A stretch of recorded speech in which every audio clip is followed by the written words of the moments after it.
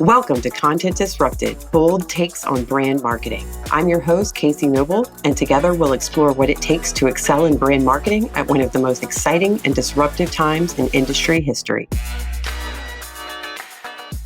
Welcome back to Content Disrupted. Joining us today is award-winning brand and marketing executive Doug Zarkin. Doug's known for driving marketing transformation at some of the world's most iconic brands, including Avon, Victoria's Secret, CK Jeans, Baby Fat. I mean, the list goes on and on. So most recently, as CMO of Pearl Vision, he actually orchestrated a brand rejuvenation effort that was so successful, it's now a Harvard Business School case study. And now he has a new book coming out. It's Moving Your Brand Out of the Friend Zone. So Doug, welcome to the show. We're excited to hear about the book and everything you've got going on. Thanks for having me. I appreciate it. With that introduction, I wish my father still had an understanding of what I do. He still doesn't. Oh my God. I'm so glad you said that because, I love to ask marketers this question of how do you explain what you do to friends and family? Because I end up into this whole history of publishing and, digital and do people get it? How do you explain what you do? So, my dad lives in Del Boca Vista Phase 3, literally down in Florida. And, when he plays golf with his friends, they always talk about their son, the doctor, their son, the lawyer. And, he explains that my son is a chief marketing officer. And what I've tried to get him to understand is my responsibility is really to build businesses and build brands. And I do that through figuring out how to motivate the consumer to do what we want them to do when we want them to do it. In an altruistic way, in a respectful and humility, but that's essentially the purpose of marketing. And especially now, you can say best-selling author, add that to the list. Hopefully. Yeah. Hopefully we, moving your brand out of the friend zone, a modern day guide to strengthening your brand's value equation, has been sort of how I spent my summer. I've been thinking about writing a book for a few years and really never had the time to sit down and do it. But available, first week in October at Amazon. You can find out more information about the book by going to dougzarkin.com. And I think, by the time this airs, we'll have a link up to Amazon to buy the book directly. And I want to talk to you about the book. So as you were writing this, you mentioned you kind of spent the summer doing this. I know this was after kind of your exit from so many years, driving real transformation at Pearl Vision. I mean, you had the award-winning campaign, the Small Moments campaign that was, incredibly well recognized. And I was wondering, as you wrote this, why did it feel so important to get, the message out there? And what do you really want or hope that marketers reading the book are able to take away from it? So, the nature of marketing is always trying to drive passion internally, as well as obviously use that passion to create meaningful connections with consumers. And a big part of what I love to do as a human being is to teach, to train, to mentor. And I'm involved in several mentoring programs like Adweek's Executive Mentoring Program. I volunteer through the Association of National Advertisers Education Foundation, where I get a chance to teach at colleges across the country. And I always found myself, after a meeting or after a presentation, thinking through, how can I bring this to life in a way that could benefit more than just the immediate folks in the room? My team used to talk to me about Dougisms, phrases and sayings that would take the complexity of marketing and make it simple, which is a big responsibility, especially when you're leading a franchise brand. And so I've been toying for a couple of years about trying to put this down on paper. And then, when I made the decision to step away from Pearl, I realized now was the right time. And so ironically, it took me about 15 minutes to write the outline for the book and a good 3 months to actually complete first draft, and excited to kind of see how this all comes together. More importantly, excited to get feedback from, young people in their career, folks coming out of college or graduate school, or anybody really looking for a little bit of a slightly different way and set of constructs to process the challenge that we're all facing in today's competitive landscape of, how to create brand love. It's not enough for a brand just to have a friendship with a consumer. It used to be, but in today's landscape where a brand can be created and launched quicker than ever before, and there are more direct to consumer platforms available than ever before, to really create a sustained business success model with a consumer, you have to create a passionate relationship. And so the notion of moving beyond friendship into a deep brand love is really what this book hopefully provides some tools and constructs to think about how to use. I think that's awesome. And, you picked such an apt metaphor and to put it in really powerful terms. I mean, you talk about passion, right? But it really is. It's like when you are able to, captivate customers truly and do that consistently. I feel like it's not just about, there's so much about capturing the immediate clicks. It's about that first moment or one asset, and making sure that that's successful. But it's really a whole ecosystem that you have to be thinking about and delivering like a consistent, really compelling narrative all the time in order to trigger that kind of relationship with your customer. What can you unpack a little bit, the sort of challenge in the market dynamics that you think are at play here, and sort of the difference between like how to market successfully today versus, when you were first agency side, really kind of starting out your career? Today's landscape, the choices and options that are available to marketers are more robust than ever. That's an advantage, but it's also a disadvantage because back when I started out in my career, you had, fundamental cable television, you had print, you had out of home, and you had, terrestrial radio. And you had a finite set of tools, which really put the onus on developing amazing creative, which was a really good thing. As the world got more sophisticated and a digital ecosystem became prevalent, brands got a little sloppy and used targeting as a way to perhaps make up for communication that really didn't strike that human chord.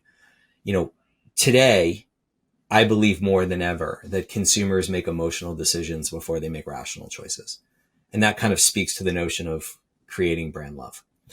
And so just because you can micro target an audience at almost the zip code level, actually at the zip code level, doesn't mean that your messaging is crap.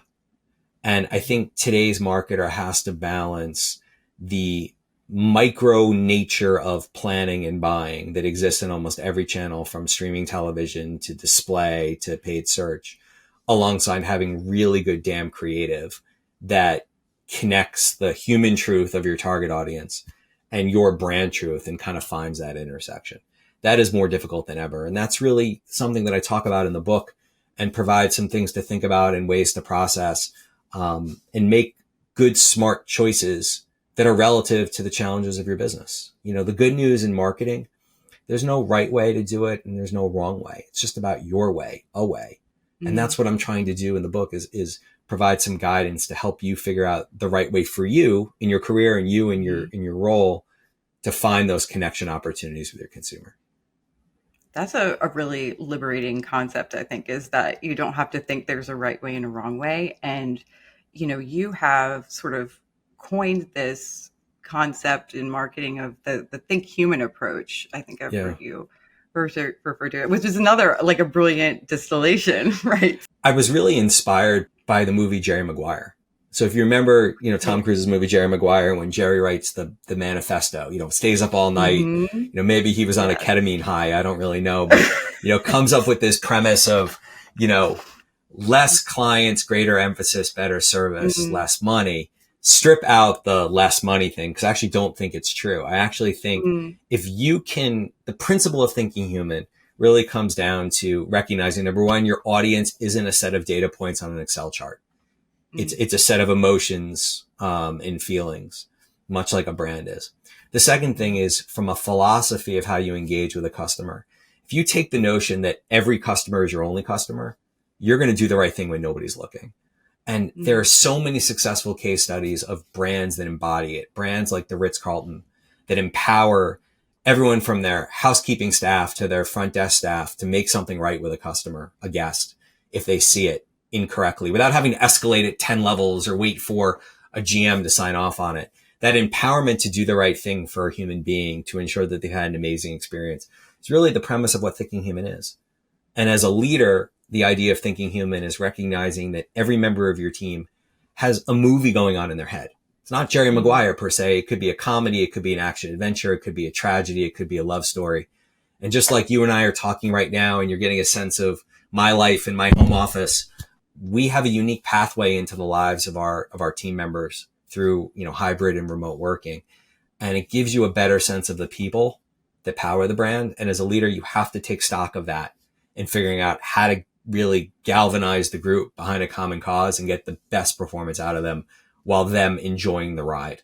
I love that idea of the people being the power behind the brand. It's so true. And so are there any specific ways that you have, or, activities that you've done with team members to sort of galvanize them around this concept? And then, also in sort of making this a unified approach and getting the whole brand and, other execs behind the vision, like how does that, messaging differ as like the leader of the marketing vision and the brand vision? How are you communicating to your C-suite peers to get everybody on board? And then how are you galvanizing your team like day to day? So, the team is the most important thing. As Bo Schembechler, the famous head coach at University of Michigan football said, the team, the team, the team. For me, the core of how you begin that process is by being vulnerable as a leader. They are your family. And so I expose them to my family, not literally, I don't have them running on camera doing a Zoom call, but, we begin every status call with, how was your weekend? All right, somebody tell me something funny that happened, and sharing the good, the bad, the pain, the joy with your team as people allows them to become invested in you as a person. Yes, we do team outings. And, for a while we did this thing called Mixtape Monday, where a member of the team would pick a song for the week that we would play at a status meeting. And it was just a fun way to kind of get a sense of people's musical tastes. But the tenor and tone of how you conduct yourself in meetings really is the essence of thinking human when it comes to being a leader. In terms of the C-suite, a brand positioning is more than just the North Star for your marketing and communications. It's really the North Star for your brand. And it's the behaviors that support it. And I think part of the role of a chief brand officer, chief marketing officer, is to ensure that is front and center in every major meeting and every major discussion, always bringing things back to how does this pay off our customer? How does this pay off our brand positioning? There are sort of three things that you do. You ask yourself, is something on brief? Is it on brand? And then do you like it? The do you like it is completely subjective. The on brand should be completely objective, as should the on brief. So it really takes a lot of the guesswork out and focuses the discussion more on the how, not just the what. And look, if you behave in how you go about your goals as a human being with passion, with purpose, and celebrate that progress along the way, then inevitably you're going to have a much better output, and you're going to convey the kind of person that you want to be and the kind of leader that you are. Mm-hmm. Awesome. I'm hearing a lot of, the essence of, leading by example, but also like leading by making sure everyone is asking the right questions, that you're asking the right questions, sort of orienting the organization around that. So in that spirit, I wanted to talk to you about like really getting a great sense of the customer that you're trying to reach. Right now, I feel like there's kind of this debate, almost like the performance marketing, like brand marketing, brand storytelling debate around like personas versus like audience and segmentation. Like have marketers gotten too like persona focused? Do you think personas are actually kind of an unhealthy exercise in the way that they've traditionally been built? Like, what are your thoughts around that? You can't ignore relevant data points when it comes to looking at, some of the demographics, gender, et cetera, that are using your product or service. You can't ignore it. You'd be kind of an idiot if you did. But you have to be thinking emotions, attitudes, feelings, and perception, values. I'm a big fan of the archetypes. I think painting a picture of your target consumer, their lifestyle, helps you to evaluate choices, especially when it comes to media and relationships, better than a set of data points are. Just because something ticks off the data box doesn't necessarily mean it's the right decision for the brand. Because again, you want to put things through the human lens. A decision that looks good on paper that doesn't factor the human side of the equation may not pay out the kind of results that you think. So for me, at the very least, when I go about building a marketing plan, I always ask myself, who is the target? What are they on paper? What's their driver's license say per se? And then more importantly, from a lifestyle perspective, that's how you really can break through the clutter, is by taking that kind of all points of contact approach that you get through truly understanding the world and the challenges that they're living in. And What do you think are some of the things you haven't already mentioned that sort of are putting brands in the friend zone today, or making them sort of like either getting them stuck or even like blinding Yeah. them to the fact that they are there? Like, how do you trigger that realization? What's So going on? this one's controversial, but I'll throw it out. I think an over-reliance on data is one of the Mm, biggest hurdles because data does not make decisions for the modern day marketer. Modern day marketers use data to help make decisions. And the reason is because data is only as good as the questions that you ask. How do you know what questions to ask? You get that through really understanding your brand. That means shutting up and listening. That means being insatiably curious. That means if you are a brand that has a front line, whether that's virtual in terms of e-com or actual physical brick and mortar, get your ass and work with them. You're talking to one of the few men that can proudly say, not because it's fun to torture my 15-year-old daughter with this fact, I was an Avon lady.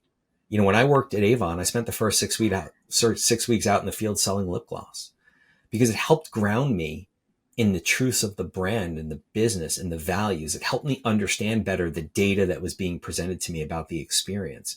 And I think that's so true in any business. The most important tool in your toolbox as a marketer are your frontline associates.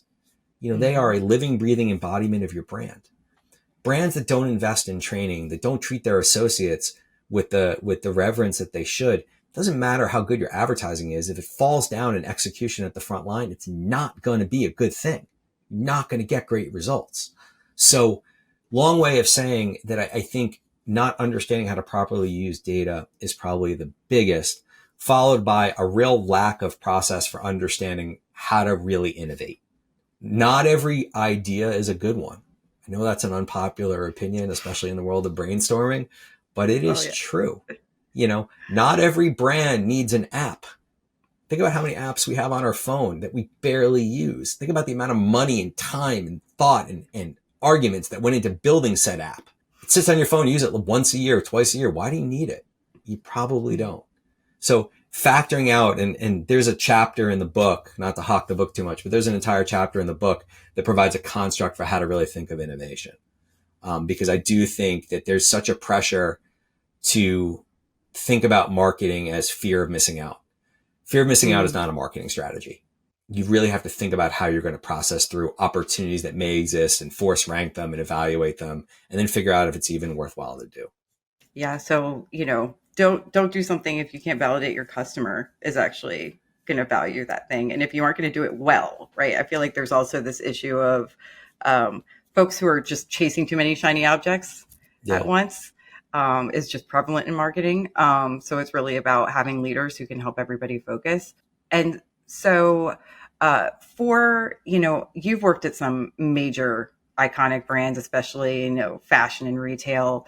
What is sort of your advice for the marketer who's starting out at a brand new brand, a startup, or a brand that's less well known, where like the idea of brand, it's like, Yeah. can they expect to become a brand? Like, how do you build that sort of from the ground up? What would be your advice to them? I like to use the phrase sell more chicken. And here's what I mean by it. Okay.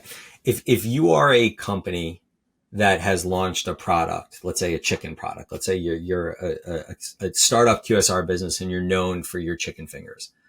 When it comes to building that product into a brand, the place to go is not to try to sell pizza. It's to sell different iterations of chicken.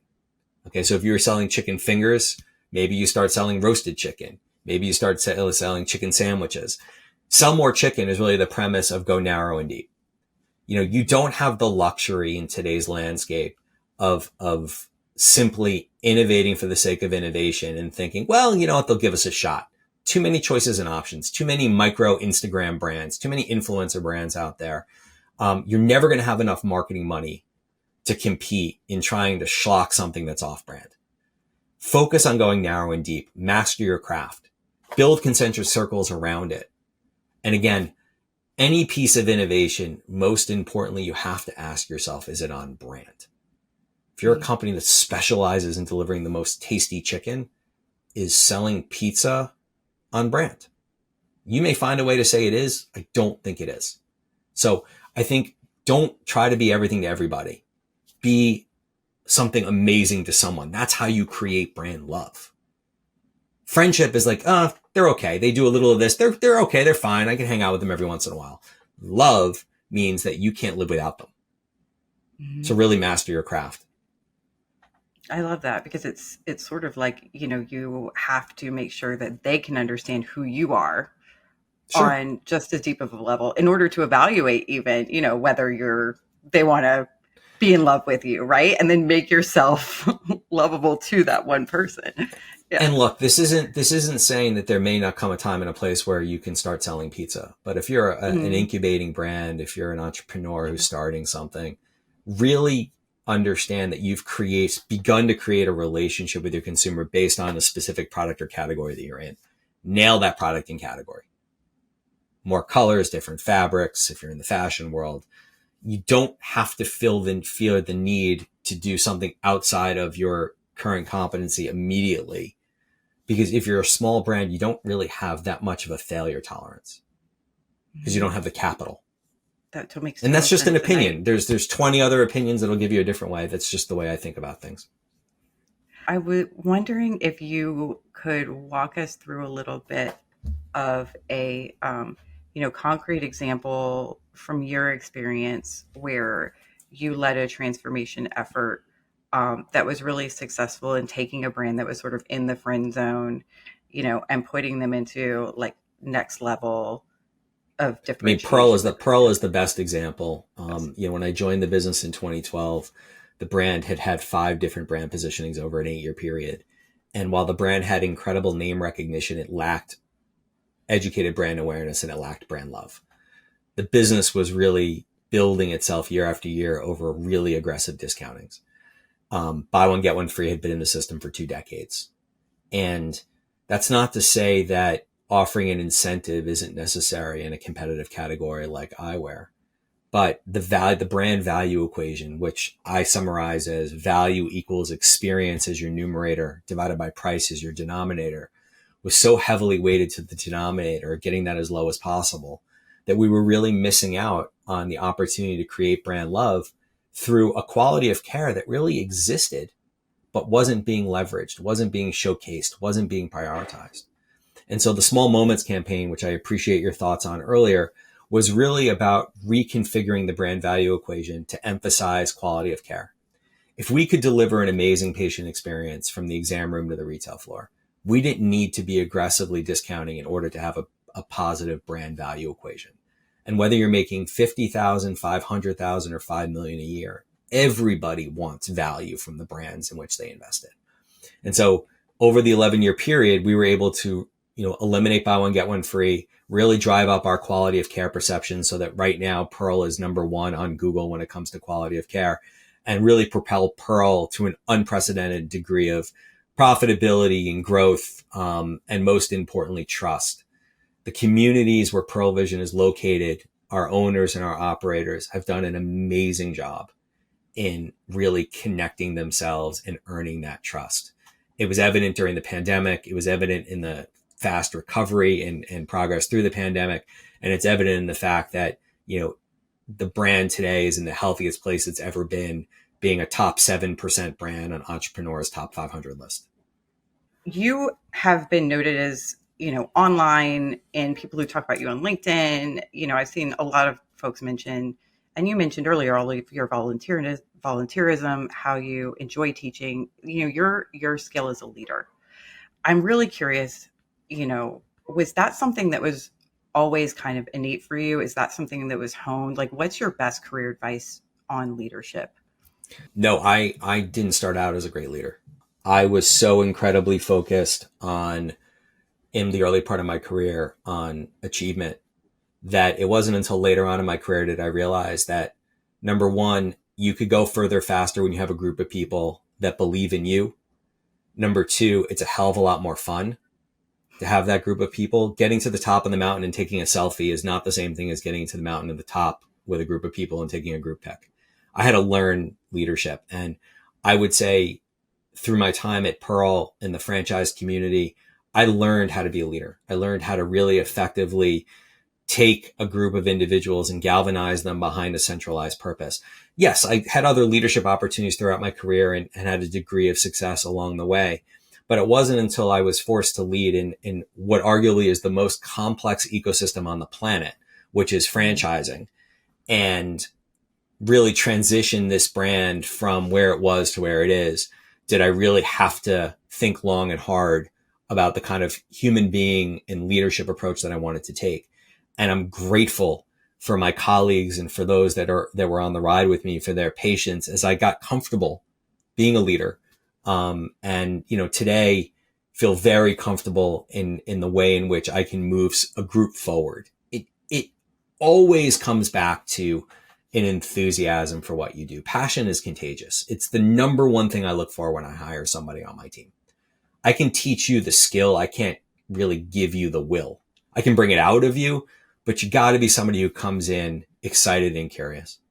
Curiosity, fire in the belly, also the most important aspect For sure. of successful marketing. I feel like those are sort of the themes, that you hear in talking to other marketers all the time. It's really, you have to have a passion, and you were talking about your dad earlier, and how, when was the moment that you knew like marketing was for you? Because some people get into this industry from really like kind of circuitous route. You got your degree in marketing, but like, was there another path, that you were gonna explore before?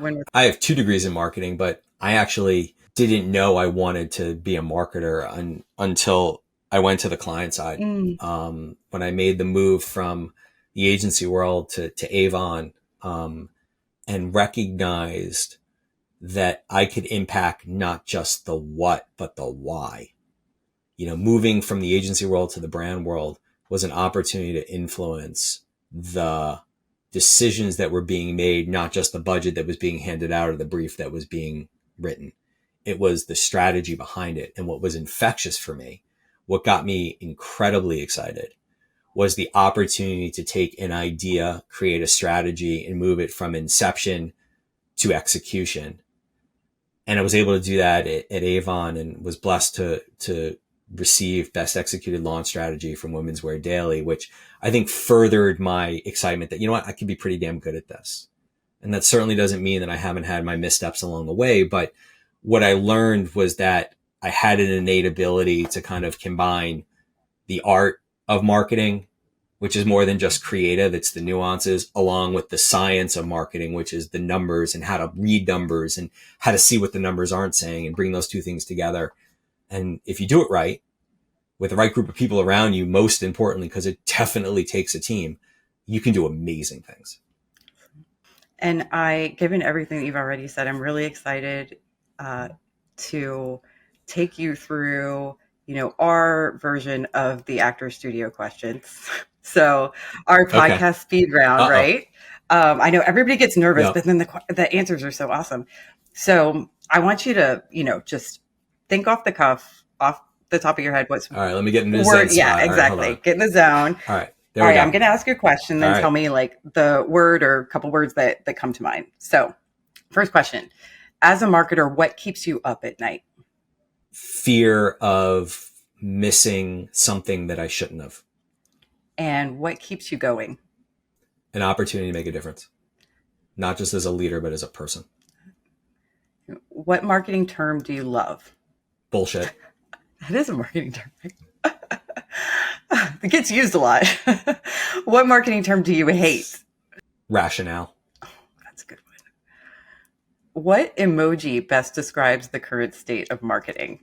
I think it's the emoji with the sunglasses, because it's a really cool time to be a brand leader. It really, really is. That's a good one. I feel like I have to go back on that, marketing term that I hate, rationale. That doesn't mean that I don't believe that you have to have a reason for doing something, but the rationale becomes a crutch for so many people to not think differently. Totally. Because there's such a fear of, I don't have the perfect story. I talk about something called the 80-20 rule. 80% of the time, if you can get to 80% certainty, you go for it. 20% of the time, you have to be 100% before you go. And that's usually financial. Yep. Yeah, there's room for gut. You can't be so risk averse, right? I think it goes back to that point you made about vulnerability, which is really important. It's like, as a leader, you have to be vulnerable. As a brand, you have to be willing to be vulnerable, to take risks, The last question is that, age-old debate. I have a feeling about how you're going to answer, but quality or quantity? Quality. Awesome.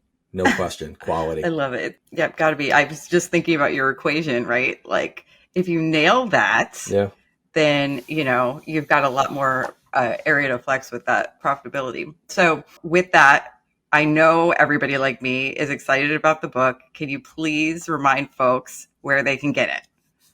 Sure. So if the title, Moving Your Brand Out of the Friend Zone, a modern day guide to strengthening your brand's value equation, is intriguing, you can go to one of two places. The easiest place is to go to www.dougzarkin.com. There you'll find a little bit more about the book. You can actually, I think, download a free chapter, and there's a link to Amazon. It'll be available on Amazon, both in paperback and on Kindle. And debating on whether I want to do a audio book. I can't imagine. I think nothing that a marketer loves to hear more than the sound of his own voice, but I can't imagine the amount of grief that I would get from my friends if I did an audio book. And certain actors aren't available to do the read for me. So I don't think we'll be doing the audiobook, but DougZarkin.com is probably the best place to find it. Awesome. Do the audiobook. And folks, we will have those details in the show notes for you, just so you can reference them there as well as the links. Doug, thanks so much for joining again. No, my pleasure. This was fun. Thanks for listening to Content Disrupted, brought to you by Skyward. Stay up to date on the latest ideas and insights in brand building and content marketing by visiting our website at skyward.com. Join us for our next episode, where we'll continue to challenge marketing norms and inspire you with fresh strategies for growing business through brand storytelling. See you there.